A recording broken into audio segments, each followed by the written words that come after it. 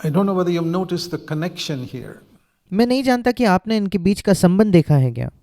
Sometimes we read scripture and the Holy Spirit puts certain verses together next to each other and we must see the connection.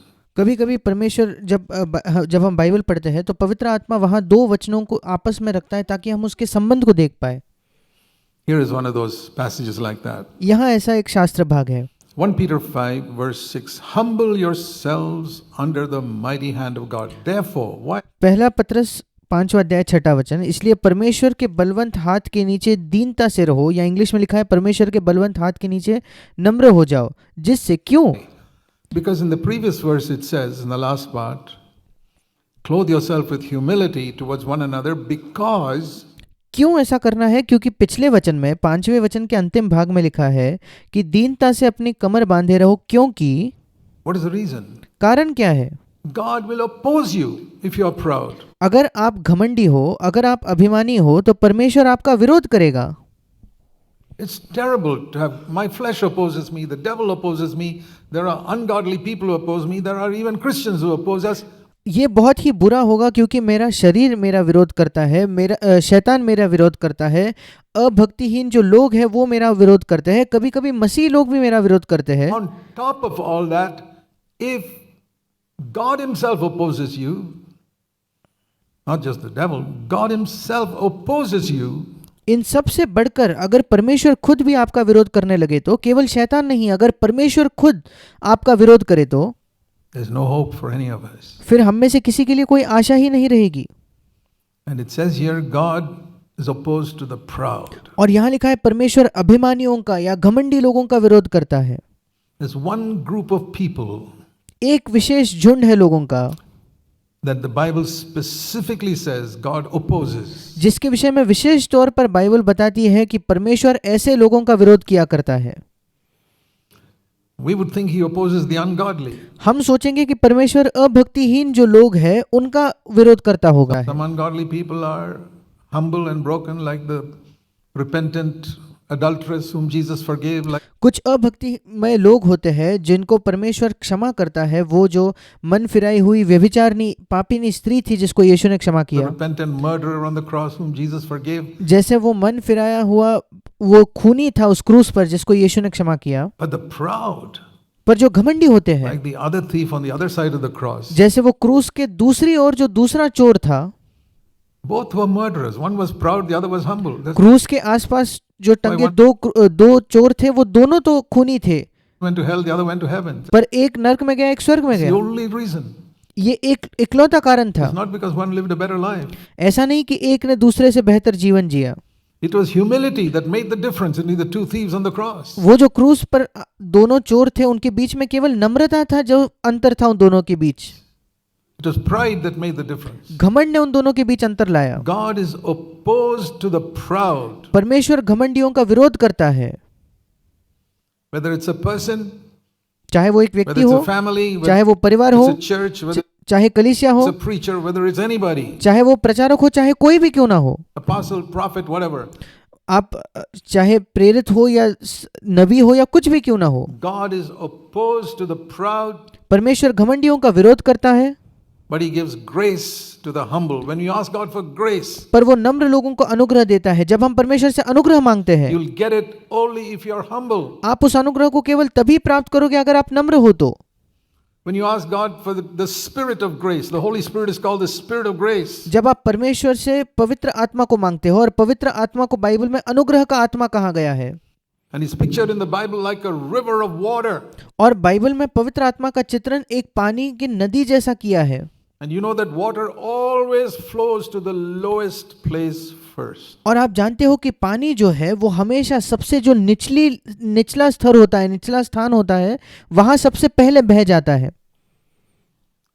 The humblest person sitting here will be the first among us to receive God's power. जो सबसे नम्र व्यक्ति हमारे बीच यहाँ बैठा है वो पहला व्यक्ति होगा जो परमेश्वर के सामर्थ्य को प्राप्त करेगा.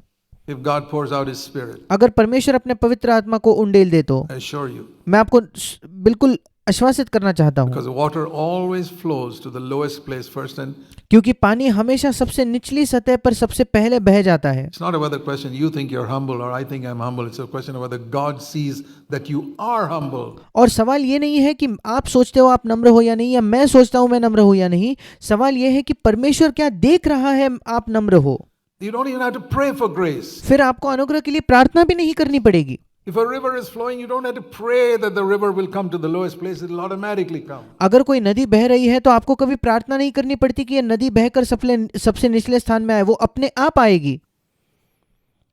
Pursue humility, dear brothers and sisters. मेरे प्रिय भाई और बहनों, नम्रता की खोज करे, उसका पीछा करे। And then what will happen is, if you humble yourself under the mighty hand of God, और फिर होगा ये कि अगर आप परमेश्वर के बलवंत हाथ के नीचे अपने आप को नम्र करो तो He will exalt you. Exalt you does not mean that you'll become rich. वो आपको बढ़ाएगा। पहला पत्रस 5:6 में लिखा है वो आपको बढ़ाएगा। इंग्लिश में लिखा है वो आपको ऊंचा करेगा। और ऊंचा करने का मतलब ये नहीं कि आप अमीर बन जाओगे या धनवान बन जाओगे। It does not mean that you'll become a great spiritual leader. आपको ऊंचा करने का मतलब ये नहीं कि आप एक बहुत बड़े आत्मिक अगुए बन जाते हो।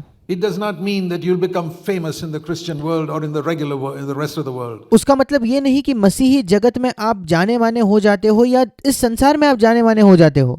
It means he will exalt you over sin. उसका मतलब है कि वो आपको पाप के ऊपर ऊंचा करेगा। What do you want to be exalted over? Over आप किस बात पर ऊंचा होना चाहते हो? किसके ऊपर आप ऊंचा होना चाहते हो? people? लोगों के ऊपर? I hope not. मैं आशा करता हूं आपकी ऐसी इच्छा नहीं है। You want to be exalted to be a great famous Christian? क्या आप एक बहुत महान जाने माने मसीह होकर ऊंचा हो जाना चाहते हो? I hope not. मैं आशा करता हूं ऐसा नहीं। I tell you, the passion of my heart for more than 40 years has been, मैं आपको बताना चाहता हूं मेरे हृदय की लालसा 40 वर्षों से भी अधिक ये रही है। I want to be exalted over all sin मैं अपने जीवन में सारे पाप पर ऊंचा हो जाना चाहता हूं, ऊंचा किया जाना in चाहता my हूं life. मेरे जीवन में। And by sin, I mean anything that is unlike Jesus Christ और पाप से मेरा तात्पर्य है ऐसा कुछ भी जो यीशु मसीह जैसा नहीं in my है life, मेरे जीवन में, in my behavior, मेरे बर्ताव में, in my conversation, मेरे बातचीत में, in my attitude to people, लोगों के प्रति मेरे रवैये में, in my attitude to money, पैसे के प्रति मेरे रवैये में, in my service for God, परमेश्वर के प्रति मेरे सेवकाई में, anything, कोई भी चीज anything unlike Christ, ऐसा कुछ भी हो जो मसीह जैसा नहीं है तो I want to be exalted over it. मैं उस पर ऊंचा किया जाना चाहता हूं। I hope you have understood this verse like that. मैं आशा करता हूं कि आप इस वचन को इस प्रकार समझे होंगे। That's how I understand it. मैं उसको ऐसे समझता हूं। God will exalt you at the right time. परमेश्वर आपको सही समय पर ऊंचा उठाएगा।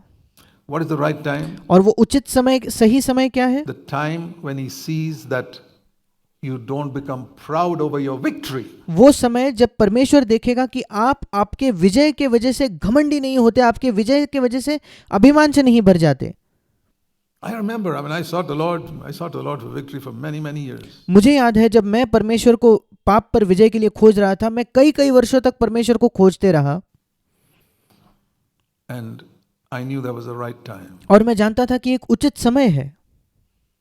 And the right time was after God had broken me and humbled me through repeated failures for a long time, so that और वो उचित समय ये था जब परमेश्वर मुझे तोड़ चुका था और नम्र कर चुका था बार बार असफलताओं के द्वारा, इसलिए क्योंकि I would never lift up my head to think that I got victory by myself. ताकि मैं कभी अपना सिर उठाकर ये ना सोचूं कि मैंने अपने आप से ये विजय को प्राप्त किया है।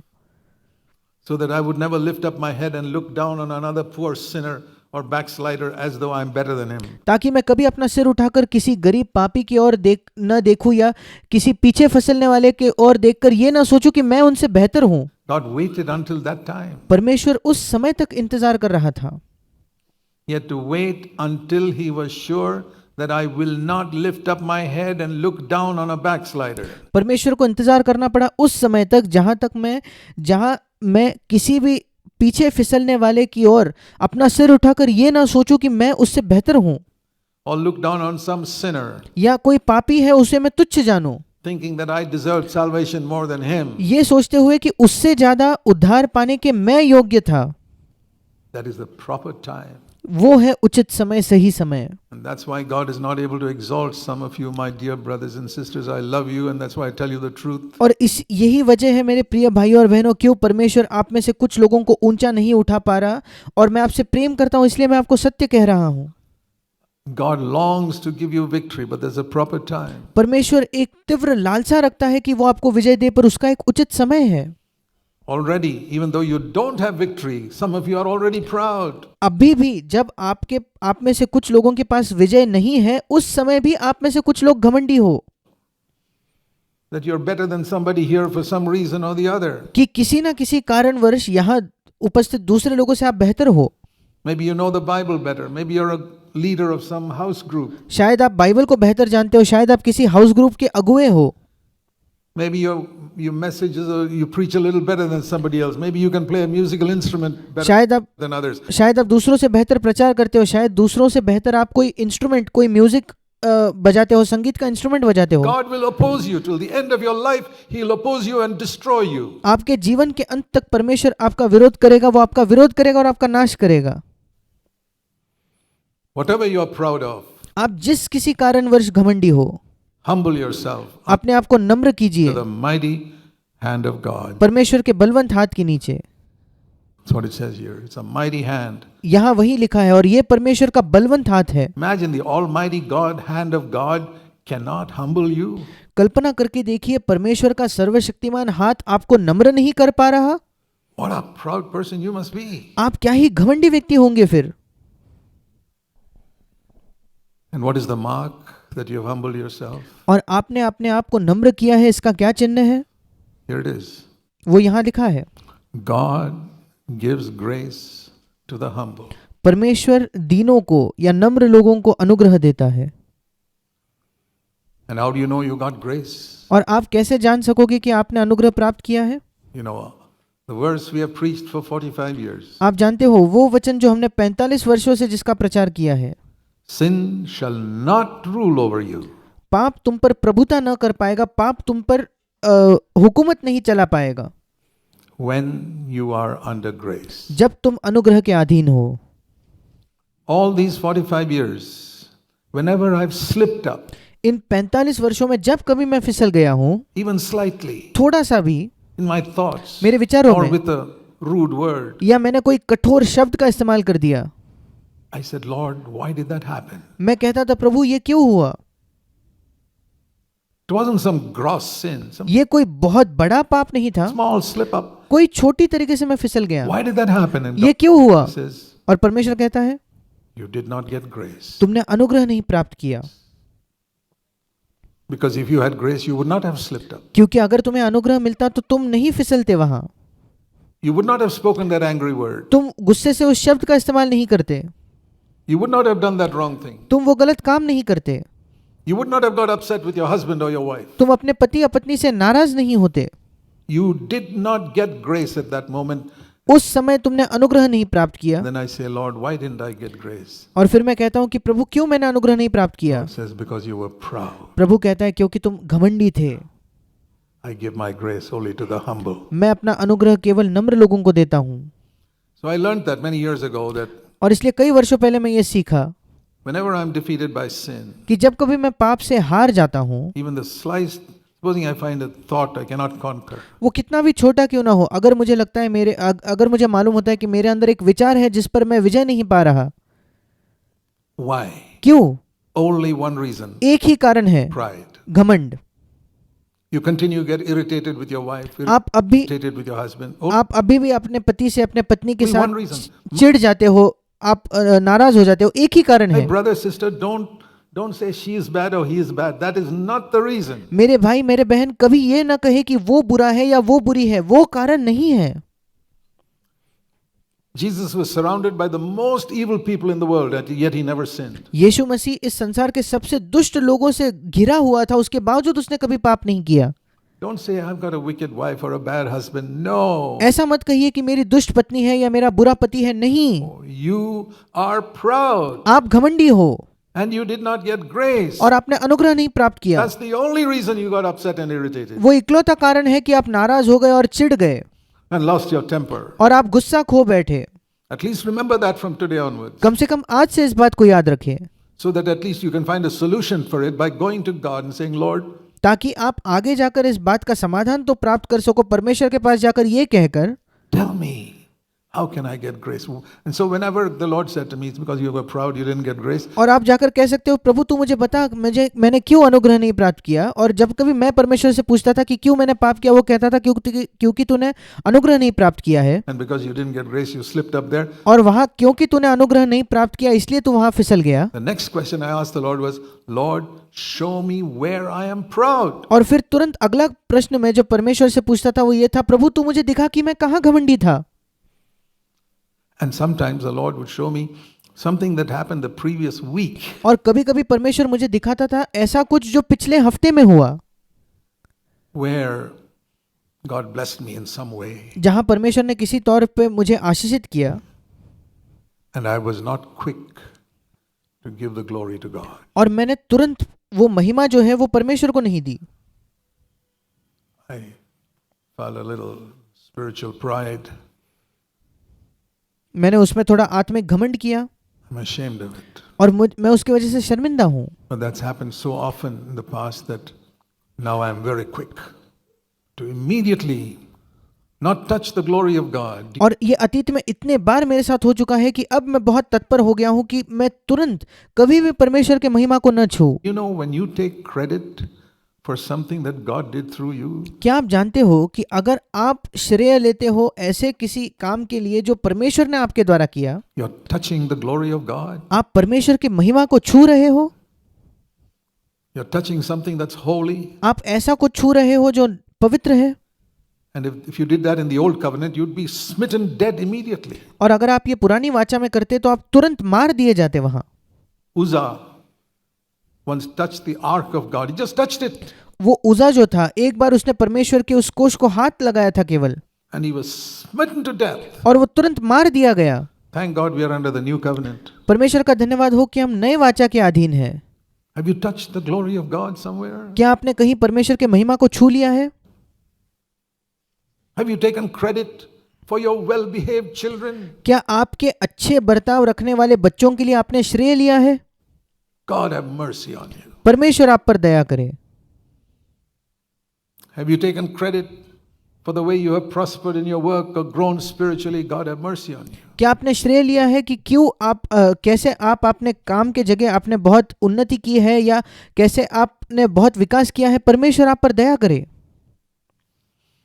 You look down on others, क्या आप दूसरों को तुच्छ जानते हो, thinking that you're better than them, ये सोचते हो और आप उनसे बेहतर हो, instead of recognizing that it is God's mercy that's made you what you are. इसके बजाय कि आप ये पहचानो कि वो परमेश्वर की दया है जिसने आप आज जो हो उसे आपको परमेश्वर के दया ने बनाया है। Humble yourself, my brother. अपने आप को नम्र कीजिए मेरे भाई।